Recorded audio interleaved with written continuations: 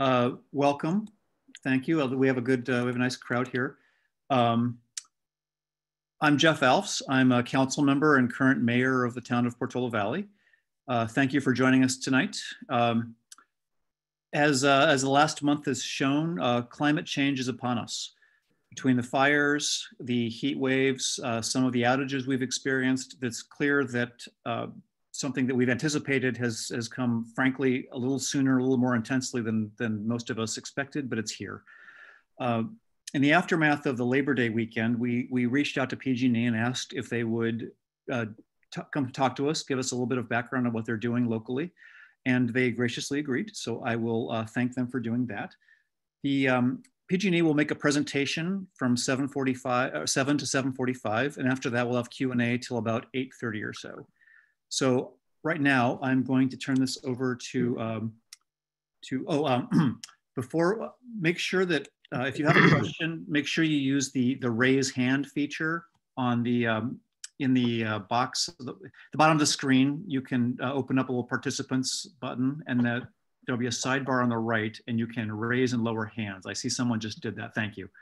That's the only way we can see you right now is if you raise your hand on the screen, and then be ready with your questions so that we can get as many questions as possible. So again, thank you. And with that, I'm going to turn this over to Bill Chang. He's our local government affairs director at PG&E, and he will introduce his team. Bill, take it away. Thank you, Mr. Mayor. Hi, everyone. Good evening. As the mayor said, my name is Bill Chang. I am one of PG&E's public affairs or government relations representatives, and my area is all of San Mateo County. So that includes the 20 cities plus the county itself. And so let me first thank the mayor, the council, Jeremy Dennis, your town manager, for this opportunity to speak with all of you and to tell you about what we've been doing, tell you about what happened Labor Day weekend, and to answer as many of your questions as best as we can. So let me go ahead and ask the PG&E team to please introduce yourselves. Let's start with my manager, Darren Klein. Darren? Hi, Darren Klein. I am the manager for the Bay Area Governmental Relations and External Affairs for PG&E. I work with a team that works with all the counties that touch the Bay, along with Bill Chang. Thank you, Darren. Frank Salguero, are you on? I am, Bill. Yes. Hello, my name is Frank Salguero. I'm senior manager for our customer care team here in San Mateo County. My role is really to ensure that we provide really good customer service to our customers in San Mateo County. Thanks, Bill. Thank you. And Alexandra, are you on? Hi, Bill. Yes, I am. My name is Alexandra Peretta. I am the Division Operations Specialist here in San Mateo County. That means I act as sort of a liaison between our operational teams and our customer care, making sure our customers are getting the right information. Thank you, Alexandra. And of course, last but not least, our very own Frank Frioni. Good evening, everybody. Frank Frioni, Public Safety Specialist for PG for the County of San Mateo. Primary functions are working with county OES, fire departments, and law enforcement agencies. Pleasure to be on. Thank you, Frank. So with that, let me just go right in and describe what happened in Portola Valley and the region around Portola Valley the weekend of September 5, 6, and 7th, Labor Day weekend, with Monday the 7th being Labor Day. So what happened over that weekend, as many of you might remember, is that was a very, very hot and unusually hot weekend. There were two heat-related equipment failures on the same distribution circuit serving Portola Valley. One at the Menlo substation and one on an adjacent nearby underground cable. And so that led to outages in Portola Valley, Menlo Park, Atherton, as well as other communities in that section of San Mateo County on the peninsula. So the initial outage started at around 11:30 on Sunday, September 6th, and that impacted initially about 2,700 customers. And just to clarify, when we at PG&E, when we say customers, we really mean service addresses. And so each service address usually averages between 2 and 3 individuals at each service address. So when we say 2,700 customers, we mean 2,700 service addresses or meters, some might say. So under those kinds of situations, the initial outage affected 27 customers. And under those situations, the system kind of automatically will transfer the load for those 2,700 customers to either other circuits or other substations. And so that's exactly what happened. So when the equipment failed first at 11:30, the load for those 2,700 customers, some of which, or many of which were in Portola Valley, were transferred to other circuits and other substations, and most people probably didn't even notice any difference.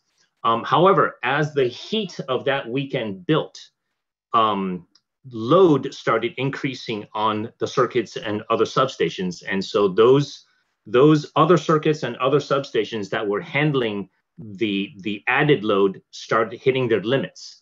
And so because of that, PG&E had to initiate a localized rotating outage procedure to avoid a much more catastrophic and much wider cascading outage on the system as a whole. So looking at the weather, the observed high temperatures in the area were 98 degrees on Saturday and 107 or 108 degrees on Sunday and Monday. There were lower temperatures on Tuesday, September 8th, which helped the grid kind of recover itself.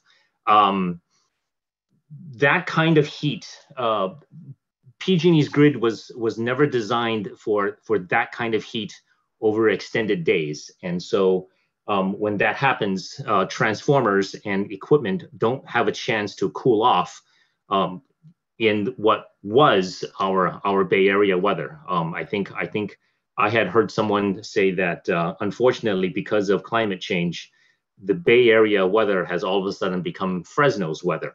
And so it's many of us, including those, I've lived here for more than 20 years. It's going to take a little bit of time to get used to. Now, there were also some questions regarding a transformer on Coal Mine View that apparently had failed. So we, a team led by Alexandra, who you heard from earlier, on the evening of Monday, September 7th, after the rotating outages, or towards the end of it, an additional issue happened, impacting about 95 customers in the Portola Valley Ranch neighborhood, and that was a transformer that on Coal Mine View had failed. PG&E crews were immediately able to restore about 85 customers within a couple hours, and we were able to provide backup generation for the remaining 10. We had to locate, transport, and install an upgraded transformer, which was designed to handle heat better and have an increased capacity. All repairs were completed by the early hours of Wednesday, September 9th. This was a very good example of how heat can affect a below ground transformer, where the equipment did not have a chance to cool off overnight. And so when that kind of heat hits that kind of equipment that's not designed for that kind of heat, it will fail. And when we find the failures, or when the failures happen, we will replace with an upgraded piece of equipment. And so that's the information I have at a very high level. Let me hand this off to Darren for now. Darren's going to talk about PSPS.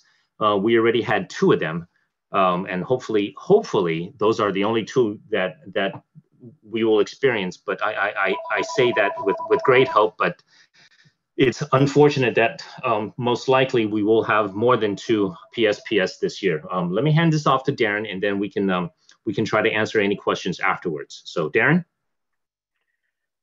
Thank you. I'm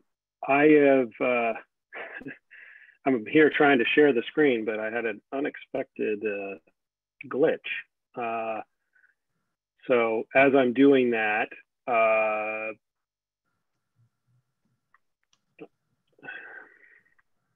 not allowing me to share. Darren, it's Jeremy. If you want to email it to me, I can pull it up for you. Yeah, sorry about that, folks. It was allowing me to share just the other day.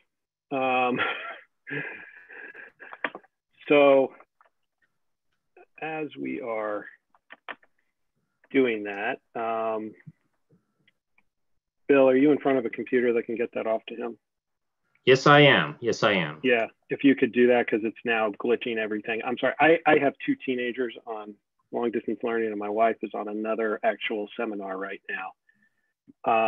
So I think that might be actually my end that is creating the issue. While Bill is putting that together, I want to kind of just touch on one thing that Bill was saying, and that was in the community wildfire safety program. You know, this is something that we're doing on the county level, Bay Area level, and territory level. Bill is talking about the issues that we've had on an individual level, and I, you know, he is in your community on a daily basis, lived here for 20 years, and is keeping an eye on the transformers that have failed due to heat. Those transformers that have failed due to heat, they are ones that we of course replace with an upgraded transformer. And we do use the kind of transformers that we use in Fresno. There was a time that our regulator, the CPUC,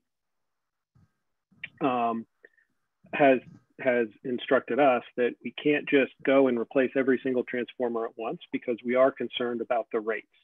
And you cannot always predict if a transformer is going to fail due to a couple of heat events back to back. And so what we do is we are looking at all those transformers on a yearly basis as we go and check on them, so that we can see what stresses happen, what stresses don't happen, that kind of stuff. And we are replacing those in an orderly fashion throughout your community. I see that, you know, in the chat, somebody had talked about what if those transformers would have blown all at the same time. That is something that is something that you're going to see less and less of, because we are upgrading those transformers. We don't see that there would be where you would have a whole bunch at the same time happen in the foreseeable future, because we are in the process of upgrading those over time. And the heat event that we experienced was something that we haven't seen in this area. So we are looking at things differently. And when I brought in, because I've been having problems, when we do get this deck set up for you, there is the first slide is going to talk about the wildfire risks across PG&E's service area. And when we look at our territory, all 70,000 square miles, I started working for PG&E about 6 years ago. And 15% of our territory, roughly 6 years ago, was in a fire threat area, tier 2, tier 3, which is tier 2 is an elevated, tier 3 is an extreme. And things have changed so dramatically and so quickly that today we now, when we look at our entire territory, 55%, it's a 40% increase in about 6 years. 55% of our territory is in elevated or extreme high fire threat areas. It is something that is unprecedented. It is something that we have been following when we had drought and all of those things, and the effects have just gone so quickly that it is something that we all have to work together, and we want to work with our community so they understand what's going on. So yeah, Jeremy, if you could flip to slide 3. There you go. This is the high fire threat that I was referring to. So when you have what we look at, and we look at the whole system, we have 5.1 million customers that we serve. And I'm here to help give you the view as you go from your town to everything else. We have 47 counties that we serve. 42 counties are in high fire threat districts. Okay, that is dramatically higher than what it used to be when we only had 15%. We have a lot of assets that we are trying to manage as our environment changes. Next slide, Jeremy. So what that means for Portola Valley is most of the town is not in a high fire threat district. It is in an area that we see as that has not been part of this high fire threat district. You do have the surrounding areas of town. Your tier 3 is extreme, your tier 2 is elevated, that are within the town of Portola Valley. I know there's some people that would live out in the county on the outskirts here. And that's where you have your threat. We have a way of being able to deliver power safely into these tier 1 areas. And what they're served through is the Menlo substation that we had some issues with that we're in the process of fixing. But I want you to see that most of you are not in a high fire threat district. So when we look at how we take on the issue of how to serve power to Portola Valley versus other parts of the county, other parts of our territory, everything is unique, and we are looking at everything with a unique lens. Next slide, please. So what we're trying to do is we have realized that we have to take on the responsibility to reduce the wildfire potential. We do that by doing our asset inspections and repairs. We are looking at our transformers like the ones you had issues with. We are looking at enhanced vegetation management. What can we automate in the system and what can we harden so that we can continue to deliver power to Portola Valley, even in high wind situations? The other thing we've done dramatically is improve our situational awareness, weather stations, high definition cameras. We have a 24/7 operation for our Wildfire Safety Operations Center, and our meteorology folks are second to none. They're great. And we find that with having that situational awareness, we can be ready. We can make sure that the system is operating and delivering power to the maximum number of people and avoiding these wildfire situations. And then we want to reduce the impact of PSPS events. We know that it is not fun to have your power turned off just because winds got high and it's dry out. So we are doing our best to reduce the impact to customers, reduce the length. And as Jeremy goes to the next slide, I just want you to know that so far this year with the 2 PSPS events, we have actually reduced the impact by 50% in those 2 cases. I don't know if that averages out for the rest of the year, but we have reduced that. And so one of the questions that I would like to try to answer is, well, okay, if we're doing all of this for the whole territory, what is PG&E doing when it comes to San Mateo County? And I live in one small part of San Mateo County. Why does it matter what we're doing all over San Mateo County? Well, what matters is that by having weather stations that we put in 6 just this year, there are others that are ongoing. We share weather stations and high definition cameras with CAL FIRE and other state and local resources, county resources. We make sure that we have that intelligence, and we're increasing the ability to have that intelligence with the weather. If we do have to turn off the power, we're going to have community resource centers that people can go to plug in. And these sites are going to have indoor capabilities, because when the winds are high, some of your outdoor ones could get blown away if you're in a tent. But we have started to learn how in some cases we want to have a hardened facility. We'll have a sprinter van that can come out and help in other situations. And then we get to the system hardening. And one of the things you'll see here is, why is system hardening only 1 mile? That's the mile that we completed this year. We have completed a lot of system hardening in the past here because we've had issues in the center of the county where water down 280, we refer to it as the SFPUC kind of watershed area. Those areas we have been working on that equipment over the years because we know that's where the threats are coming from. That's where your high fire threat is. As we looked as quickly as we could, we wanted to figure out what part of the system needed to be hardened so we can put in sectionalizing devices all over the county so that we can sectionalize and deliver power to those tier 1 areas. So by us putting in a whole bunch of sectionalizing devices, which we put in 37 for 2020, we are able to deliver electricity in a safer manner to the tier 1 area that we just showed you in the previous slide. So we're increasing our ability to move electricity through areas that are not threatened by wildfire, so that we can keep Portola Valley lit up. You'll also see here that we have what's called a temporary microgrid.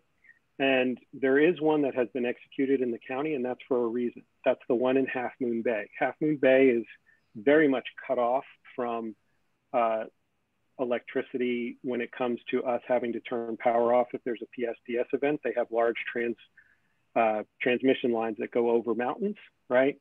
Well, in Portola Valley, a microgrid is not necessarily the most helpful thing because your power is coming through a tier 1 area, and the likelihood of you being cut off from a lot of our main ways of delivering power to Portola Valley, the chances of that are extremely low.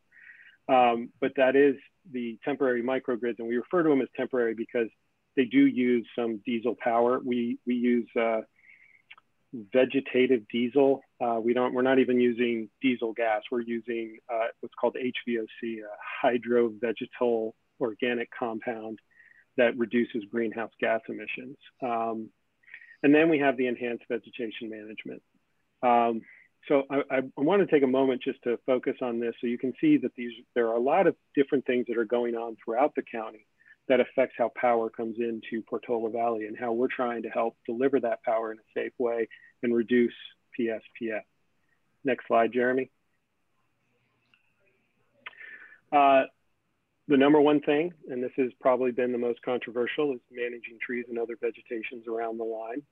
We annually check all of our trees around everything. The reason that I say that it has been pretty controversial is we have increased the amount of space that we will allow between our conductors and wire and what's with the vegetation. We are doing our best to harden lines so that vegetation can be within this area. But when you do have the winds that we've had and the dry, the humidity level goes down in these trees. They get extremely dry, they get brittle, they break, and a windstorm just picks them up and throws them into a line. We're trying to make sure that that vegetation is cut back in a responsible manner because we are finding that our trees are getting drier and drier and drier. And as Jeremy goes to the next slide, I mean, when we talk about looking at humidity, we actually send people out to collect plants, and they will measure the humidity in the plants over time so that we have a good view of how the environment has changed, how much drier it has become. And we've been making a lot of our decisions based really just on taking plants. So a lot of times you may be sitting in your house and you'll say, why is the power shut off if I don't see any wind? Wanted you just to see this how power is delivered. It goes from transmission lines to a substation to distribution lines to the house. And there will be times that these transmission lines, there may be 50-mile-per-hour gusts on the transmission lines that are going into the substation that is closest to you. One is Menlo Park substation. We deliver power in different ways.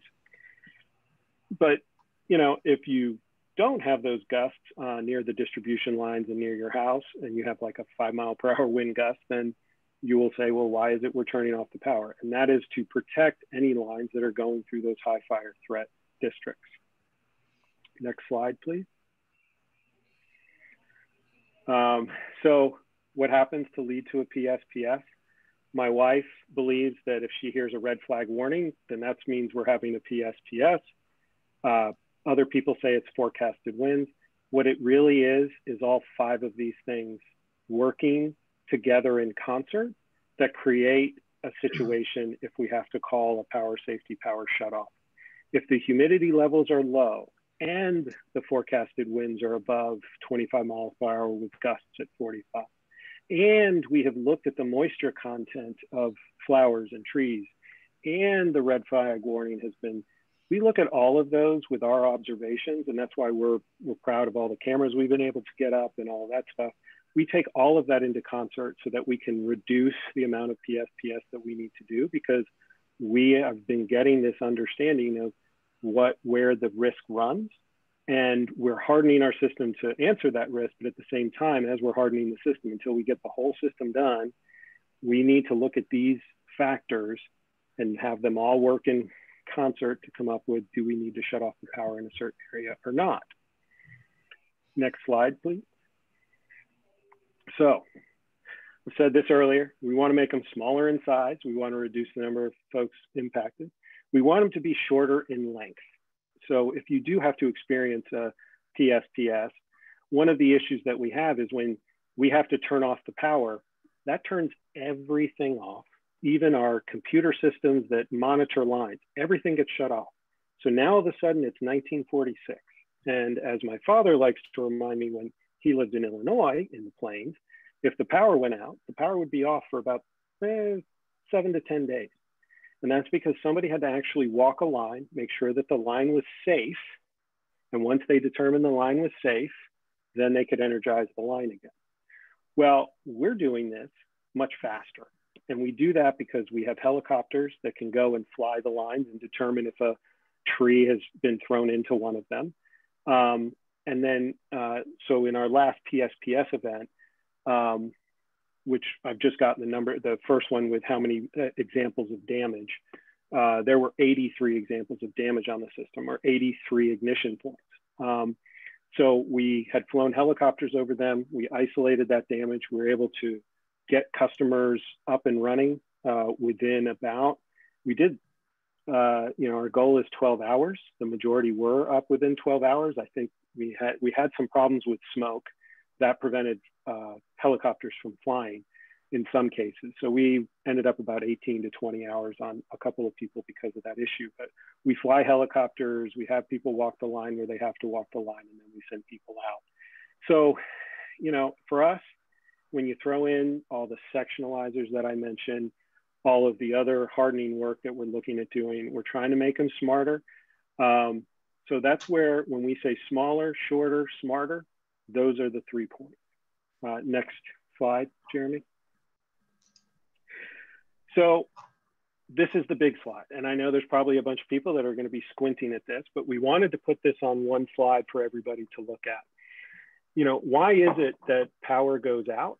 And it's not just because of a power safety shutoff. We do have the rotating outages. We do have emergency repairs. We do have active wildfires where CAL FIRE will ask us to turn off the power during an active wildfire. These are the 4 big things. And as you're looking at this, I want to take 1 minute on the rotating outages. And the rotating outages, how this works is CAISO, which is our grid operator, the California Independent System Operator. CAISO is what we refer to it as. They are the ones that really control all the transmission lines. PG&E and other entities own transmission lines, but CAISO actually decides what power goes where over those lines. There are times that they find that they do not have sufficient energy to supply to the grid. And they're constantly trying to balance the power that we ask for when we turn on a TV set or turn on a light with providing power to the grid. And during the day, because we do have a lot of renewable resources, we have a lot of power that we can move through the grid. As you get into the evening, it has what's called the duck curve, goes like that. The amount of power goes down that is available on renewables, and we need to start turning on some power plants to help with the load that comes in the evening.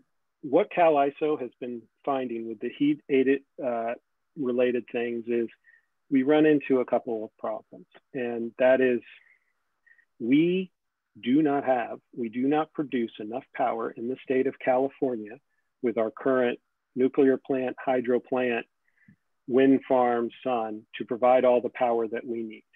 We simply do not provide enough between the hours of 4 and 9 o'clock.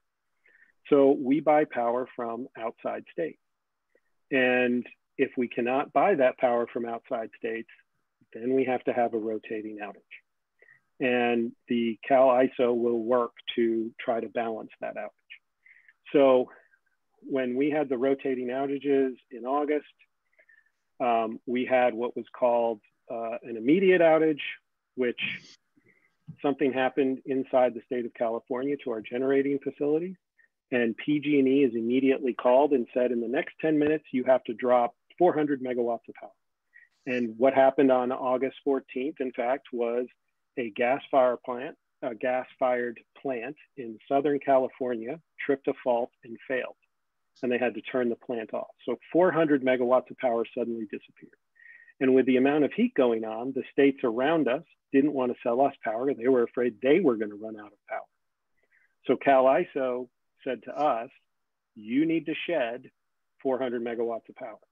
I can't remember the overall number. I think it was about 800-900. So SoCal Edison also had to shed power.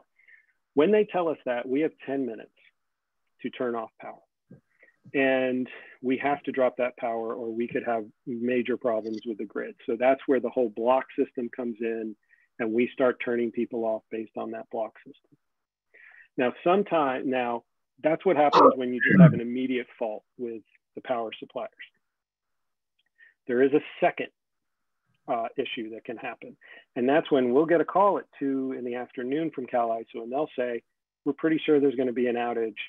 We think it's going to be of a certain size, and it's because California is not producing enough power with the current power plants and energy, renewable energy.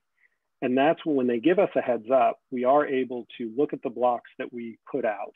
And we have a little bit of a heads up where we can make sure that we are not putting out what are called Block 50s. Block 50s is nomenclature for essential services, and anything that is on a Block 50 will not be shut off when we have a little bit more control over what that outage is. We had those kinds of outages on August 15th and August 16th. And unfortunately, we did have to put the power out, but we were able to be a little more strategic about it. So some days on rotating outages, you can be strategic, sometimes you can't. And when you get to your emergency repairs, there are a lot of times when these things happen, we can be strategic in how we shut off the power because we can move power through different banks or through a different substation. When you get to an active wildfire, our strategy falls apart. CAL FIRE will say, you got to shut off these areas. You got to shut them off immediately, almost like that initial rotating outage where they say, drop the load, so that we can keep areas safe when firefighters go in. And then the public safety power shutoffs I've explained. We'll also share this deck with you so that people can look at it at their leisure at home. Jeremy obviously has a copy of it now. So, if people want to take a look at it, more than happy for you to kind of take your time. So with that, I'm going to wrap up. I've done a lot of talking, but I hope that I've gotten the issues out that everybody wants to touch on. I know we'll have a lot of questions. If you go to the next slide, there are some additional information. So you can go to pgne.com/weather and see how great our meteorology is. You can look at backup power options, preparing for outages. And please, if your contact information has not been updated with PG&E lately, please go in and make sure we have your contact information so we can send you texts and go through that whole process of letting people know what's going on. And with that, Jeremy, maybe we should get to some questions. I think we're a little early for them, but let's do it. Thank you, Darren. Yeah. So, Jeremy, can we? Do you want to try to share that presentation somewhere on our website? Is that? Yeah, our plan is to do two things. Is that we're recording the meeting so people will be able to see it, and then we'll also have the slide deck available for residents tomorrow on our website. So keep an eye out for that. Great. Okay, then Jeremy's going to moderate Q&A here. Thank you. So. Can I add a couple of yes, Frank, while he's a couple things on the slides that Darren covered. The weather stations, we have planning on doubling the amount of weather stations over this next year. We have 8 additional locations for high definition cameras that are identified between PG in cooperation with CAL FIRE. And those high definition cameras will be viewable by the public as well and controlled by the Fire Dispatch Center. Just want to make sure we added that in there. The slide wasn't updated as the recent numbers. Got it. Thank you, Frank. Thanks, Frank. So this is Jeremy Dennis, your town manager. If you would like to ask a question, what we would ask you to do, as the mayor said, please raise your hand. It's a feature that should be available to you through Zoom, and we'll do first come, first serve on questions, because we want to get to as many questions as possible. If you could limit it to a question or a brief comment, that would be really helpful. So feel free to raise your hand. All right, Judith, I'm going to allow you to talk, and then you'll likely have to unmute yourself at your end. Great. Actually, it's my husband who has the question. Bill, okay? Hi. My question is about the line from the pole to our house. In our case, it goes through a wooded area. Does PG&E offer any services to look at that and see if there's anything that should be done to trim the trees, or do they do the trimming, or what is the responsibility for that section of the path?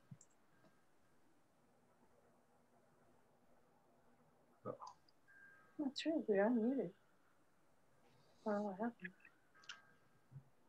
Hi, Bill. This is Bill Chang. I heard you. The line, you mentioned the line that goes from the pole to your house? Yes. That's a service line. We call it the service line, and the voltage in that is very, very low. It's what we call secondary service, and it's probably coded as well. It's an insulated line. I can find out if you through Jeremy, if you give me your address, I can get with our veg management folks and see if we can't send somebody out to your house, take a look at that and see what's going on. Great. Thank you. Thank you. Sure. And this is Jeremy again. For those who don't have my email address, it is jdennis, J-D-E-N-N-S, at portolavalley.net. Thank you, Bill and Judy. And next person is Leo Gonzalez. Leo, there you go.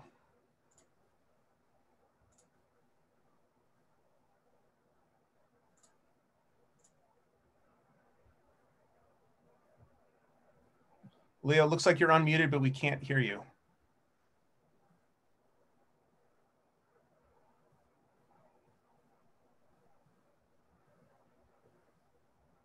Yes, hi, I'm Leo Gonzalez, Portola Valley Ranch Manager. Can you guys hear me? Yes. All right, Leo, you hear me now?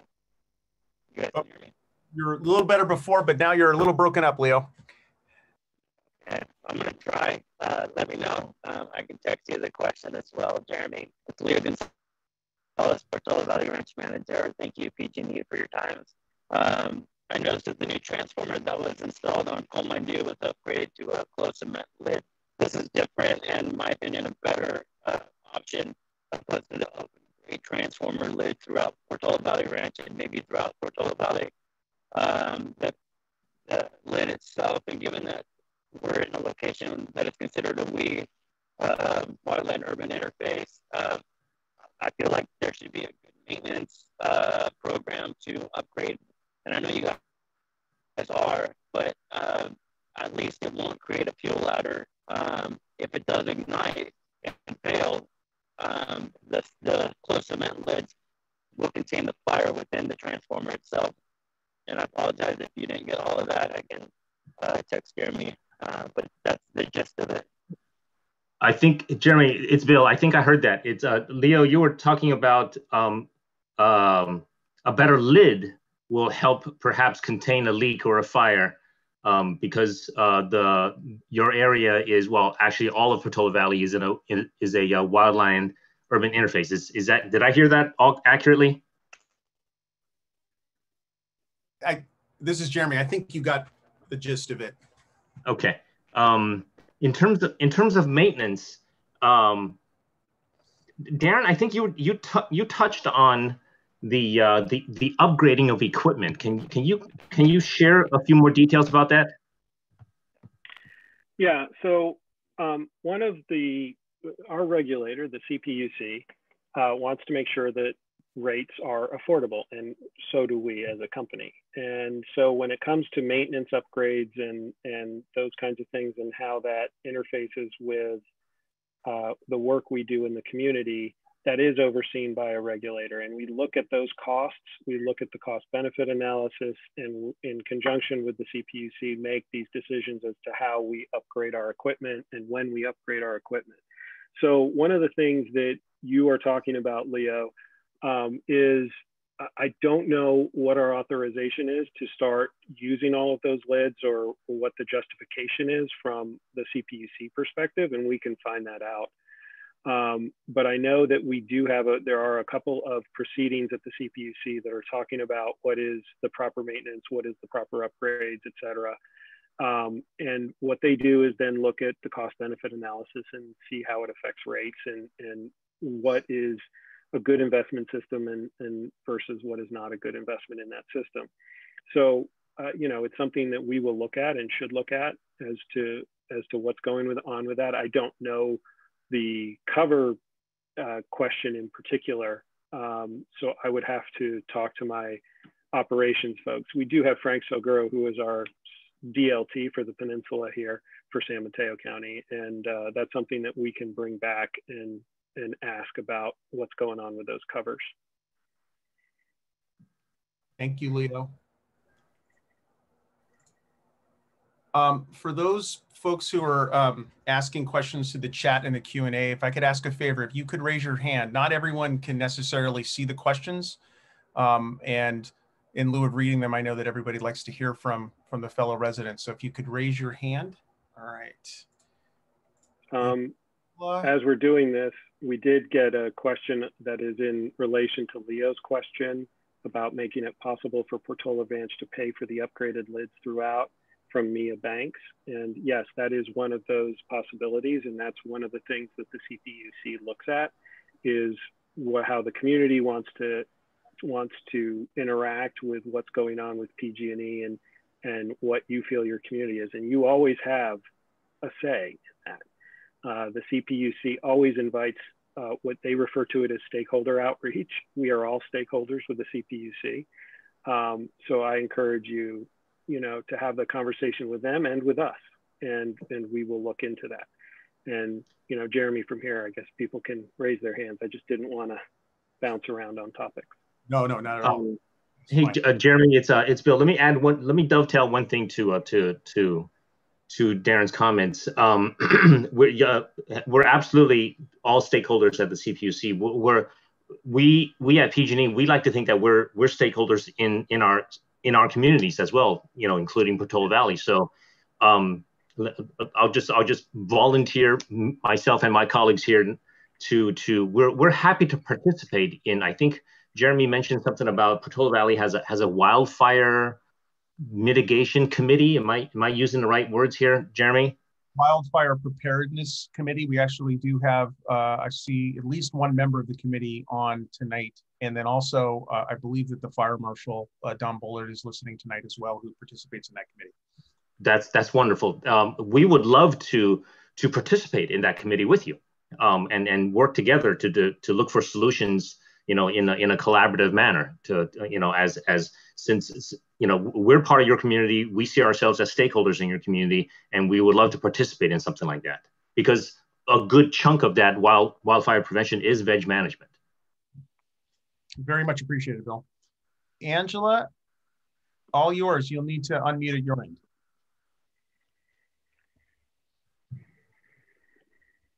Okay. So what is PG&E doing to help the public switch off electricity at peak times? Like Ohm Connect has a smart plug, and you can put that on your fridge and switch it off when you've got a peak load coming. So do you have similar programs to, apart from smart metering and pricing, which of course you can sort of change consumer behavior that way? Do you have smart plugs and things that people could put on their fridge, for example, and just switch it off for a couple of hours? Alexandra, I'm going to hand that one to you. Do you have any insights? I know we try to provide tips and advice on how to reduce energy usage, but do we have anything specific like that? Thanks, Bill. So Angela, the question is about reducing power usage, and it's especially important in these sorts of heat events. And And one of the key things we do in those events is outreach to our main energy user customers, who are largely large industrial customers. So we do quite big outreach efforts to make sure that they are reducing their use of energy where they can. And we ask them to do that. We do also have programs to help residential customers reduce their energy use. And you can find more information about them online. I do not know about the plugs you referenced specifically, but you know, we are in the business of delivering energy and are in California and very much value all of our community members helping to, you know, be conscious of our energy use. And thank you, Alexandra. Angela, is if I may add, so the first night of rolling outages, the CAISO ordered rolling outages was August 14th. It was a Friday night.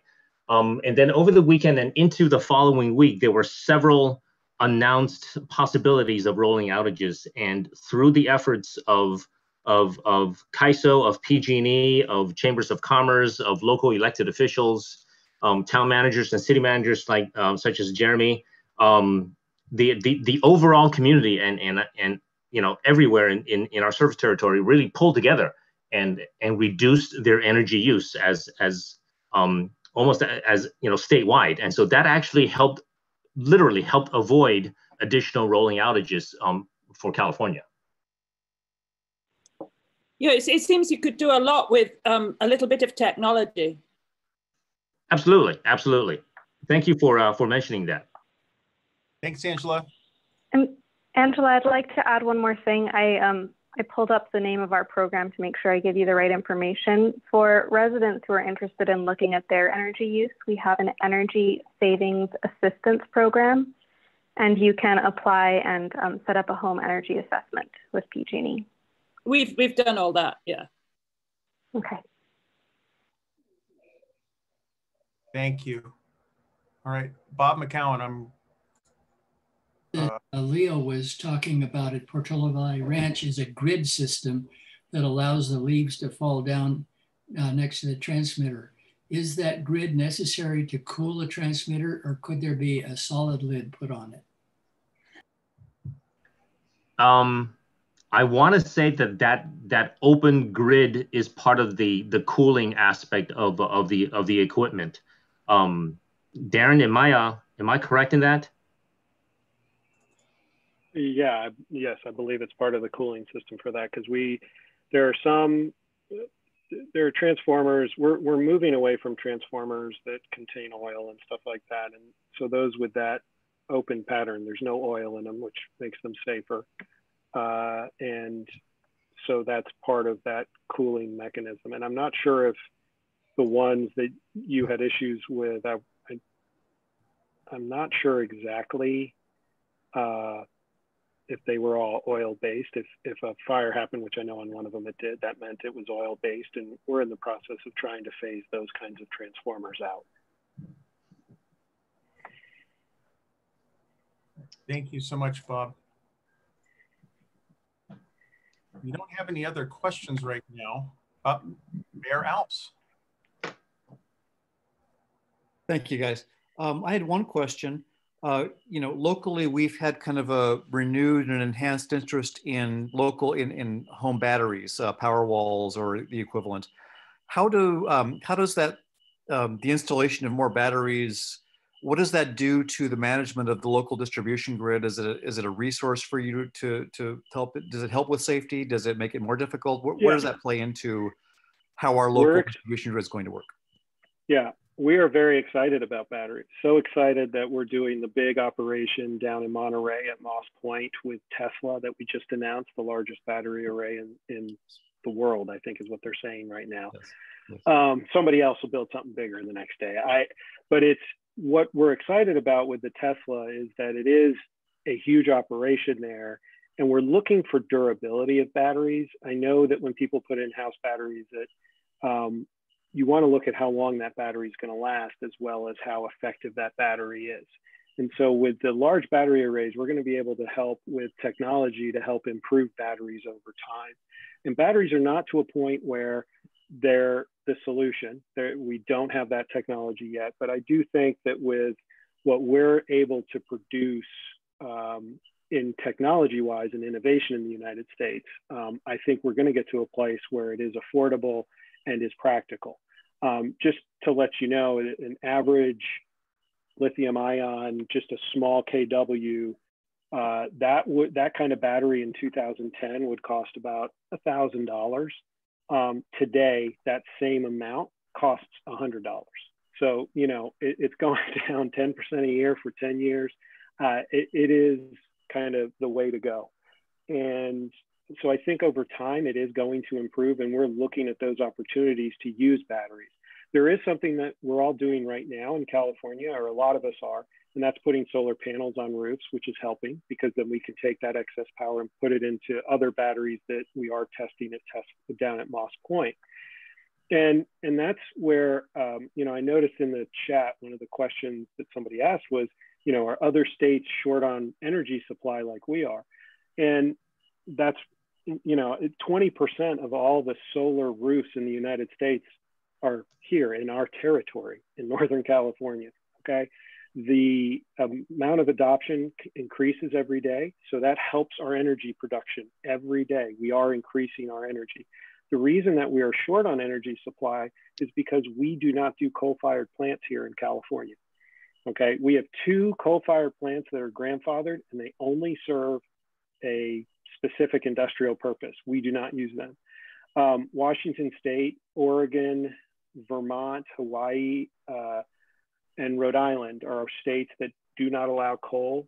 New York State just passed no more coal-fired power. And that is what is creating the strain for states that are having a little problem with their energy supply, because just next door, you look at Arizona, Colorado, they're burning Idaho, they're burning coal like crazy. And we won't import coal-based electrons. That's just an anathema to what we're trying to do. And we don't want to encourage that practice, because all of that coal-fired stuff just flows into California. So we are pushing back on that as a company, you know, and I want everybody to know, if you go and you look at our green energy that PG&E produces, we're at 35% of what we produce is green. The next utility next door, they're at, and I mean Oregon, they're at 17%. And these coal-fired states, they're below 10. It's, you know, they're just not getting where they need to be. So I am proud to be part of a company that's trying to do its best and trying to improve, even when you see the mistakes that we have made with wildfires and other things in the area. There are things that we are focused on to improve people's health, as well as improve the kind of quality power that we get. So I don't worry too much about us being short on energy, as long as we're adding that solar, we're adding that wind. And with us talking, you know, we are going to be closing our nuclear power plant. I don't think anybody would have agreed to let us shut down the nuclear power plant in 10 years if they didn't feel confident that we were adding enough energy resources, generation sources over time. So I feel confident, but I you know, I kind of wanted to answer the question broadly and bring it back to, and batteries are going to help an awful lot. And the more batteries we have, if it's at your house or somewhere else, if it's a part of your car, it's going to make everything much, much better for us, and it will make our energy cleaner. Thank you. Mm-hmm. Great. Our next question comes from Urfra. Urfra, you need to unmute at your end. Hi, this is Frances. I'm a resident of Portola Valley Ranch, and we lost power 7 times over that Labor Day weekend. And certainly understand there was a lot of stress on the system. And I think you indicated earlier that a lot of that was due to proactive power shutoff. I'm curious why we weren't able to see that then when we went on the PG&E website to look at the status for our home.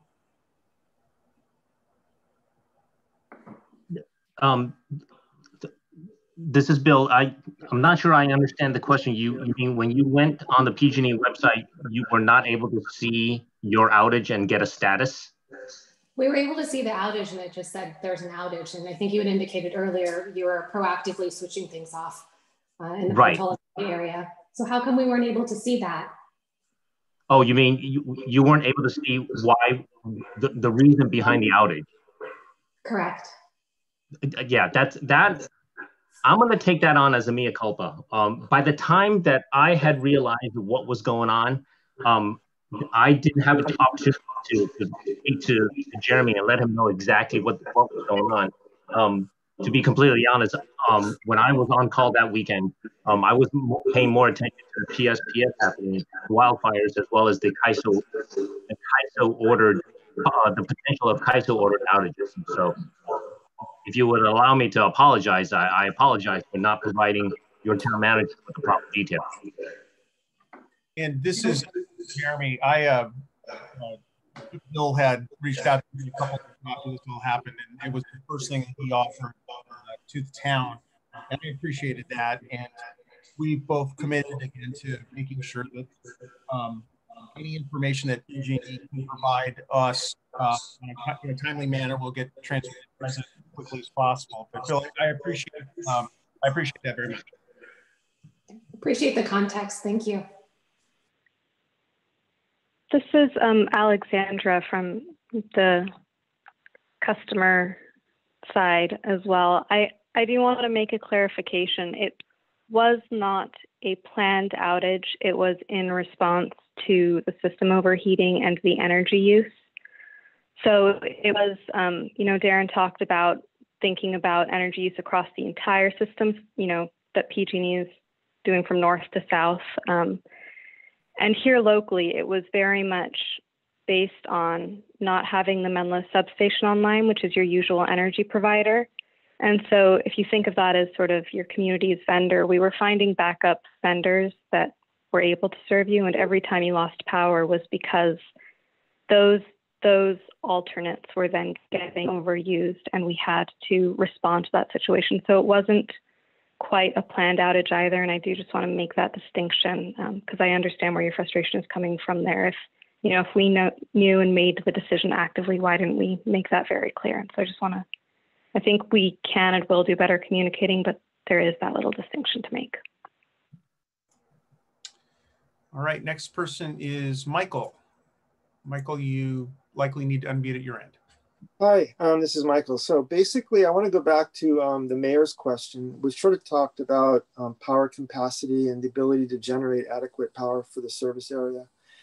I'm just looking at some figures, and please correct me if I'm wrong, but Diablo Canyon's 2 power units basically generate 2240 megawatts, and then you have another 102 hydroelectric power units that generate about 2679. And then you have the Helms, which is 12. Those are the real big ones. And then you have a lot of little ones that are below that. And if I'm wrong on these numbers, please correct me. But my question is, going forward, and you mentioned the decommissioning of Diablo Canyon, you lose 2240. Are we actually going to have enough replacement power going forward to service a growing area of California? I mean, they used to be in the 70s and the 80s, PG&E would build plants. They would build plants for the future because they expected increased capacity needed because of a large growing economy. So my question is, what is the big plan? What is the big plan? And I just throw that at you. Yeah, no, I appreciate that, Michael. The big plan when it comes to generation is we had deregulation in 2001, and PG&E sold off a bunch of power plants because the state decided they wanted to have more competition in the energy space because they felt that competition was the best way to run that. And I know we had an unfortunate, just everyone calls it Enron. So we don't control all of the generation for what we bring into the system. And that's where CAISO, the California Independent System Operator, comes in. They are the one, it's a nonprofit or non-governmental agency, I think is the best way to say it, that brings the investor-owned utilities, municipal utilities, the CCAs or community choice aggregators, like you have one in San Mateo County, and looks at that load and decides where they're going to get the power from, and acts as, as you said, the big plan. We had reservations when we were first asked about Diablo Canyon being decommissioned, and we had to be convinced with all of the various stakeholders throughout California that there would be enough generation to be able to provide the power for people in California. Now we've had this situation where we had a rolling outage, something that I believe nobody ever really thought of. And as I said at the beginning of my comments, we had this climate change, we've had this change that's been rather dramatic and rather quick that is making people think twice. I don't know if that's going to result in them looking at Diablo Canyon twice. I think that we are going down a road where that, you know, they'll follow through on decommissioning that plant. But I do believe that there are things being put into place so that they can answer that question. I wish that we as a company, PG&E, could answer that whole question for you. But we do work with CAISO, and we are a stakeholder with CAISO, just like everybody here, and we try to plan for these things. But there is a part of our market that relies on buying energy outside of the state of California. And, you know, that does bring a lot of concern for us. And that's why we try to promote batteries, solar power, wind power, because we know that is stuff that we can build and we can scale and provide power in California. It is not easy to get a power plant built in California right now. When it comes to natural gas, there is no coal. So we are looking at those ways of the future. And I do think that the battery technology, as I mentioned before when I was answering the mayor's question, the price of batteries has gone down dramatically. And we have been seeing technology come in now where the life of the battery can be extended. And that to me is the biggest deal. You know, the battery that's in your car is designed to move a car, and it's designed for rapid charge and rapid decharging of the battery. The battery you want in your house, you want it to be something that is not definitely a rapid up, rapid down, because that lowers the life of your battery over time rather quickly. So there are batteries that are starting to come on the market that can keep their life. You know, you hear life, half-life, you know, as your cell phone battery seems to get worse and worse. You know, my wife is telling me the phone's broken, but it's really just the battery's getting worn out. Those battery, that technology, I do think over the next 10 years is going to get to a point where it's not going to have that degradation in life. And that's some of the things that CAISO and other folks, as they put together the energy plan, they're looking at that as being ways to fill that gap that you see right now and I see right now. But they do feel confident that the technology will be there to fill it. I had one. Oh, go ahead, Bill. I'm sorry, your name was Michael, right? Yes. Yeah, Michael, since you seem interested in that area of energy, I just want to just share with you. I saw something about 2 or 3 days ago about a new, I'm going to call it a new fuel, and I'm probably wrong, but it was referred to as blue ammonia. Don't know exactly what it is, but supposedly somebody in Saudi Arabia made the first deliveries to Japan for GHG-free electricity production using something called blue ammonia. I'll look that up. Thank you. I wanted to add one thing just to answer that question. The CPUC has a proceeding called IRP, Integrated Resource Planning. And full disclosure, I'm the CCA board member for Portola Valley. Right. So I do think about these things quite often. The CPUC runs the Integrated Resources Planning proceeding, and it is basically it's sort of every load serving entity in California submits a plan for its share of California's load over the next 10 years. PG&E submits one. It's a very large load serving entity. PCE is a much smaller one, but we also submit one. So there is in fact kind of a comprehensive plan for where the power is going to come from over the next 10 years, including when Diablo Canyon shuts down. It's obviously it's not perfect.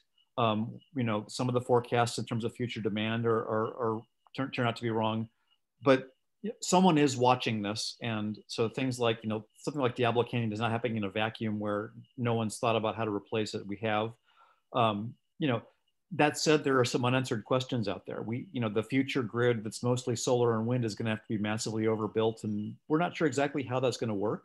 but there's a lot of thought and planning going into it. So it's moving forward. There's still uncertainties around it, but it's people are in fact thinking about it. And Mayor, I appreciate you saying that, because there is a team effort when it comes to energy in California. It's not just one entity, and I'm always kind of uncomfortable to say, PG&E is going to do this and it's going to solve every problem, because that's not how it works. I think a long time ago, that is how it worked, but that wasn't terribly effective. And that's something even I, working for PG&E, can agree with. And we bring all those stakeholders together to have those conversations. And we're happy to be a part of it. Mayor Jeff, and then you made me think of something that with all the different cities and counties looking at different versions of the electrification reach codes. That is also something that's in the mix that will affect the future load. Yes, absolutely. All right, our next speaker is David Cardinal. Yeah, hi, I wanted to follow up on the battery question. We're on our second generation solar. We had a unit that worked for a long time with an old school battery. We put an 8 kilowatt array, but we can't find an affordable way to add a battery to it. It's battery ready, but the lowest quote we can get is $13,000 to add a 10 kilowatt hour battery. So it's great to say you want us to add batteries, but they're massively expensive at the end of the day, at least to us. So I'd love to know what, if anything, we or you can do about that to get something affordable. Well, first and foremost, no, I'm not asking you to buy a $13,000 battery, just to be very clear. I understand that cost. And that's why I used the example earlier of how cheap batteries have become. I was not trying to say that batteries in any way, shape, or form are cheap. I know we have some energy efficiency programs, and I don't know about PCE and other entities around here that serve. I know that we are constantly looking at ways to help our customers to be able to afford those batteries and things like that. And there are programs that can do that. Alexandra, are there some things that we could share with Mr. Cardinal that might help, or Bill? Yeah, there are. Again, if you reach out to me tomorrow through Jeremy, I'm scrolling through my emails, but we do have a limited set of programs with some very distinct qualifying parameters, but they do exist. And if you contact me, I can put you in touch with the right folks.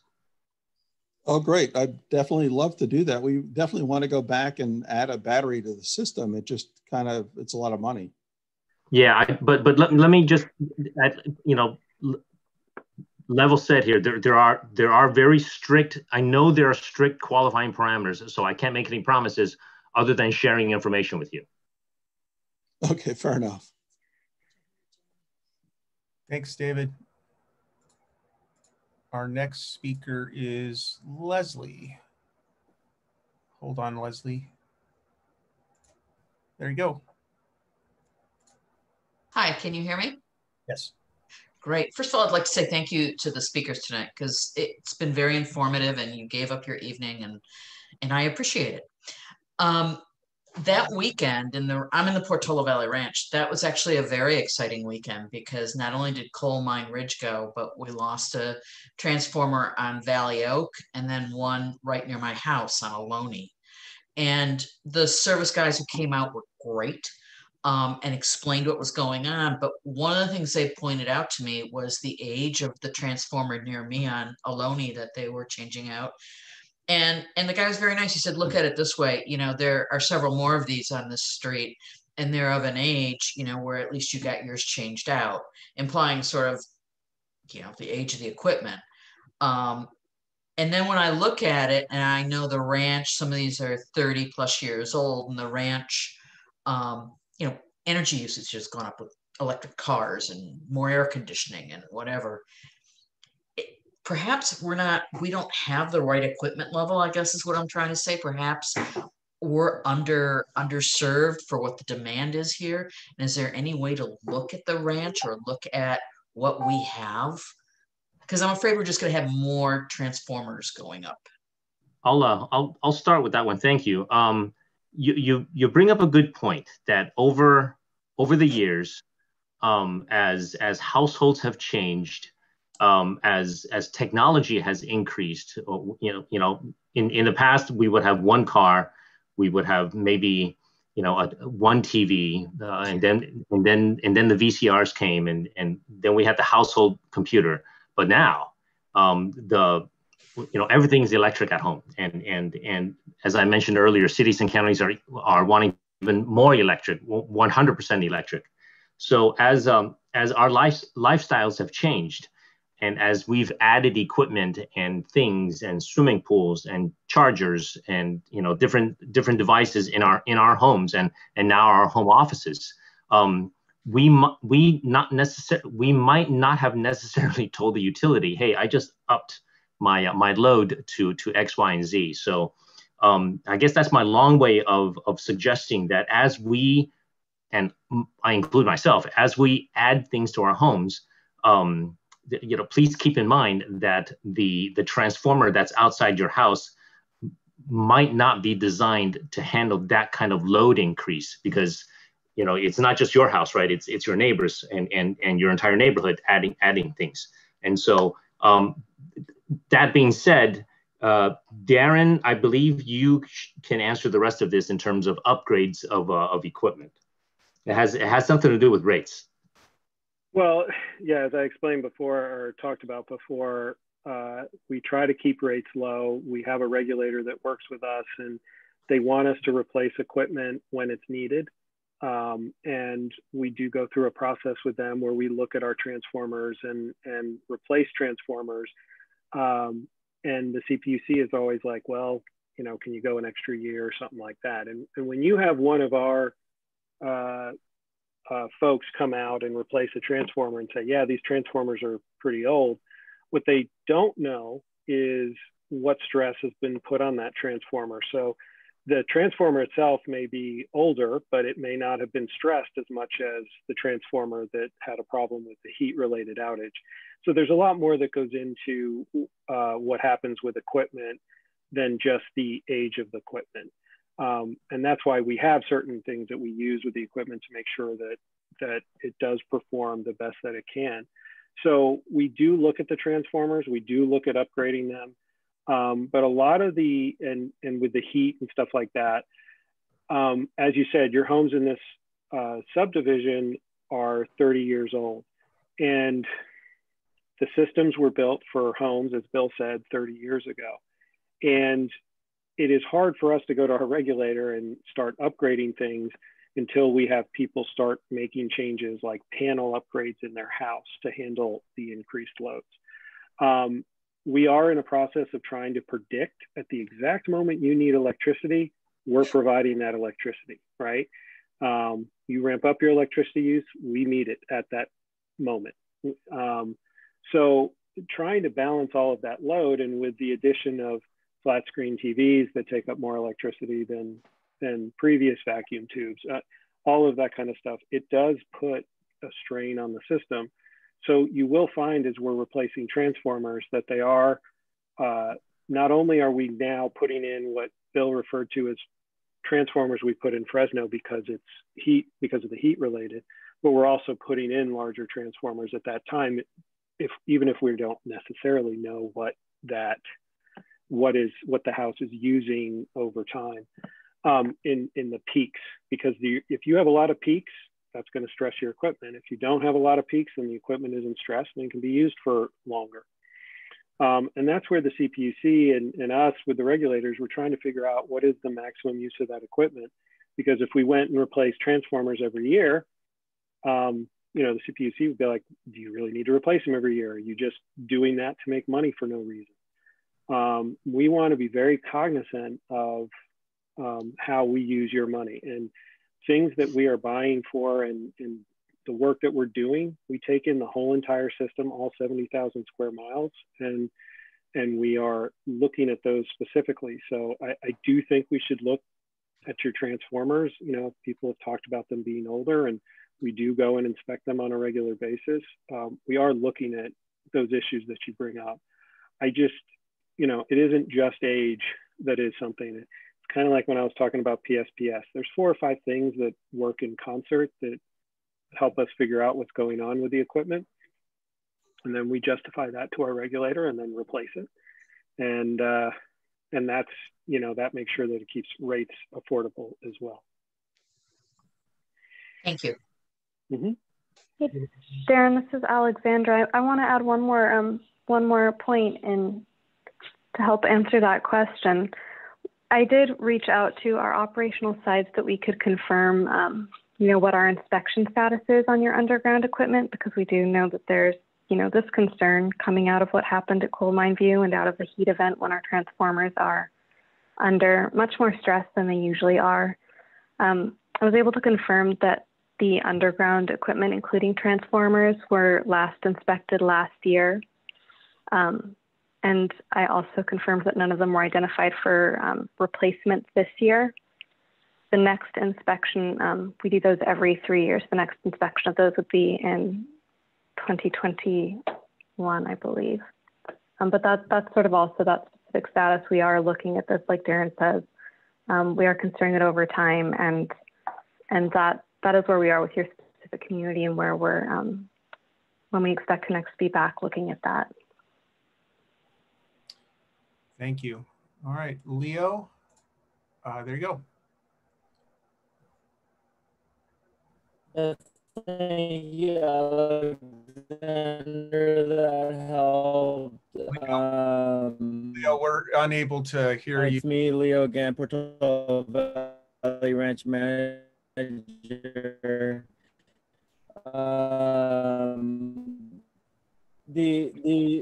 you guys hear me? We can partially hear you. It's barely speeding up and slowing down. Can you hear me now?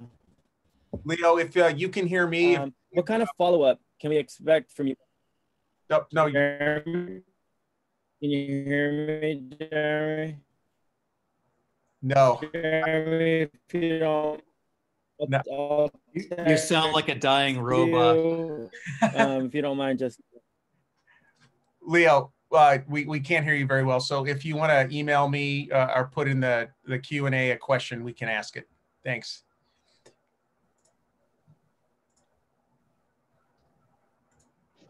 And the next person up is Bob. There you go.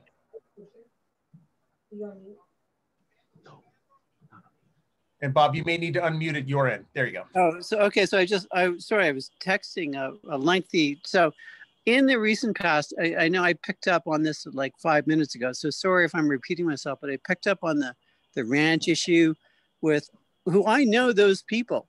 They woke up, one person at 2 o'clock that morning said, I smell smoke. And she went back to bed, lived in the ranch. This other couple woke up, they smelled something different. They went outside, they started dousing the fire from the transformer, which is starting to burn up the tree. So I said, well, like, what made you make that action? Why did, this one person just say, oh, I smell smoke, but they actually got up. And she said our lights were flickering prior to this. And I'm wondering, and then I asked her about this more. Well, I know her personally. And she said, oh, some other friends that were living in Brookside on Portola Road in Brookside had the same experience a couple of years ago where the lights flickered and then the transformer caught on fire. So I hate being reliant on PG&E or anybody to tell you the truth. And I want to know, is it possible that we can send out a notice like, hey, if it's a heat wave, there's extra usage on the power grid, and your lights start to flicker, and you live by a transformer, just pay attention. It can make such a big difference. So I lived in New York City, and one of the things that I hated was you never knew when the train was coming. Why wouldn't they have like a grid saying, this is the train, it's okay, it's 20 minutes away. Give us some power here, okay? We're not idiots. This town will look after itself as much as they possibly can. So if there's a transformer or there's some beyond the, you know, don't use your air conditioning during the heat times, but also watch out for these kinds of things. Your power is flickering. Give us, you know, give us something. I don't know. Does this make sense? I'm done. Hey, Jeff, can I make a quick comment here? Sure. I'm sure Chief Bullard will echo my concerns there. Just for everybody on the call, safety-wise, please do not spray water on electrical equipment at any time. Please do not spray water on a transformer or electrical lines or energized electricity. Water is a conductor, and it'll develop into a hazardous environment, just for a safety perspective. Exactly. Can I interrupt for a second? I was in Navy. I've been on destroyers. We learned, you know, the right thing to do, and I totally agree. They did spray water on the transformer, but we don't know that. You know, you give us nothing to really work with. You know, evacuate, but you know, can we have just a little bit more respect as homeowners? It's like, hey, have a fire extinguisher, class whatever 3, the pattern, in your car at all times. You know, if this happens, nobody knows this, you know? I know it, I was in the Navy, but to your point, and it's a great point, you don't spray water on an electrical fire, but it's a homeowner. They're coming outside, the tree's on fire, they don't know. Is it sort of a policy that we don't want to excite or make people too worried, but not giving them any information or direction as to what to do besides trimming your trees down? You know, I don't want to speak out of turn, but for Woodside Fire Protection District, they have a great training program, a CERT and NERT program for the community to learn about fire safety, protection, emergency response, those specific entities that people may not know about. It's a good opportunity to learn. They have a really outstanding program there, and I highly recommend that you put that out on your website and encourage people to sign up for those classes when they're offered again. They're great programs. They have excellent instructors with lots of experience, and you can garnish a lot of good safety tips to be better prepared in these emergency type environments. No, it's an awesome answer. It's an awesome answer, but it's still out there. People have to proactively like sign up, and I've done many of them, and Lori Duval has been fantastic for that in our community. But maybe even the kids need to know that. So I don't know. I think, I'm done Bob, for the night. That's a great point, Bob. I think that's a fair point. I mean, to be fair, transformers blowing up is a relatively new, and it may become a little more commonplace for a while, but it's never really been a problem in the past. But yes, we really should start thinking about a wider public education of electrical fires and just the fact that this might happen. And I mean, to his credit, the homeowner in question realized that he was pouring water in the vicinity of a transformer. He did the best he could, and he did prevent a fire by spraying at the tree and away from the transformer. But we do need to make sure that people both know what they're doing and have the correct fire extinguisher on hand for these situations. Thank you, Jeff. I only recognize you by your voice, but that family are heroes in my mind. They got up and they noticed something, they did it. So anyway, but I totally agree with you. Agree. Thank you. Yeah. Thanks, Bob. Hey, Jeremy, that topic also brought something to my mind about recommended clearance around ground-based, either in the ground or on the ground electrical equipment. Jeremy, I think I sent you some pages out of the so-called Green Book. Yes, if you wanted to briefly just speak to some of that right now, I think that'd be appropriate. Yeah, so when I say pad-mounted, a pad-mounted electrical equipment, and I'm gonna lean on Frank Salguero here to kind of keep me on the straight and narrow if I say something wrong. So a pad-mounted transformer, it it looks like a green refrigerator sitting on a concrete pad, usually on the side of the road. And there might be some traffic cones, or not cones, but traffic bollards around it to protect it. So we at PG&E, we would like to see a minimum 10 feet clearance on all sides of that, to make sure that when PG&E crews need to work on it, their equipment doesn't get snagged, there are no trip hazards, and if they need to bring in a crane, there's enough clearance to bring in that kind of equipment. Same thing with anything that's underground. Minimum 10 feet clearance in the immediate vicinity, to allow for worker safety as well as equipment access. Frank, is that accurate? Is it based on your understanding? Yeah, Bill. We want to make sure we keep the 10-foot clearance in front of any kind of pad-mounted equipment, but typically 3 feet around the other 3 sides will suffice. Okay. Thank you, Jeremy. You're welcome. Before we come back to Michael, Leo Gonzalez, who's having some trouble with his connection, did type into the Q&A. I'll read his question for everybody if you can't see it. Sorry about the bad connection. What kind of follow-up can we expect after this meeting? I understand PG&E has an existing maintenance program, but will you take this feedback and analyze the ever-changing environment in Portola Valley differently? I think the general answer is yes. We're analyzing not just Portola Valley, but our entire service territory in terms of equipment, climate. What can we do to improve things, to make things more efficient, safer, quicker? As Darren mentioned earlier, just using PSPS as one example.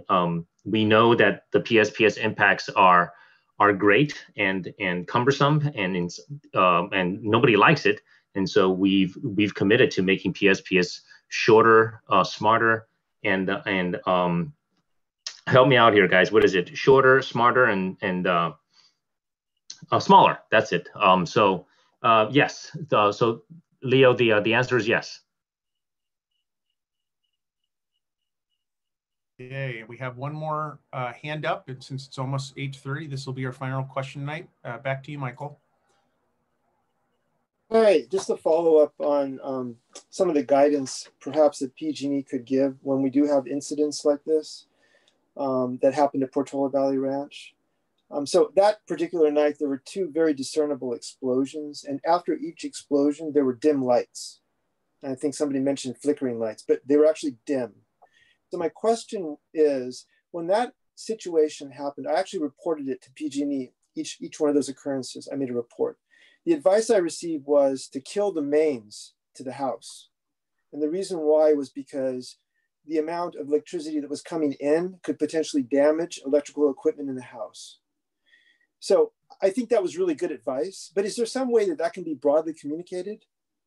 So that people know, for example, like through a text message or something, please be advised, we're having a situation, you should kill the mains, or so, just to prevent, damage to equipment, or at least to get people some kind of understanding as to what's going on. I mean, just an idea, and I'm open to hear whatever you have any thoughts you might have about that. Frank, do you have any insights on that kind of messaging? Or well, we ask that everybody do, if they hear an explosion or see anything abnormal, the first call is always to 911. Get the first responders responding out there to assess the situation and to make the situation safe. If there's a fluctuating power and power surges, it wouldn't be a bad idea to turn your power off if it's safe to do so and you know where the circuit panel is, just as a precautionary. Other than that, call 911 first, then PG, let both entities know what the issue, what the situation is, and have us respond out as soon as possible. Thanks. All right, that was our final question. Okay, so I just want to thank Bill and the team, Darren, Frank, sorry, Alexandra, and did I miss someone? No, I think that's everyone. Yeah, I just want to thank you all for being available and for the presentation and answering questions. And I want to thank everyone for coming out and participating and asking the questions. Please feel free to contact Jeremy or myself, and we're happy to run things down for you with these guys going forward. And I think unless there's anything else, Jeremy, good night. No, that's it. Thank you so much. Thank you for everybody. Thank you to PG&E. Really appreciate your time. Yeah, thanks, guys. Take care. Have a good night, everyone. Good night.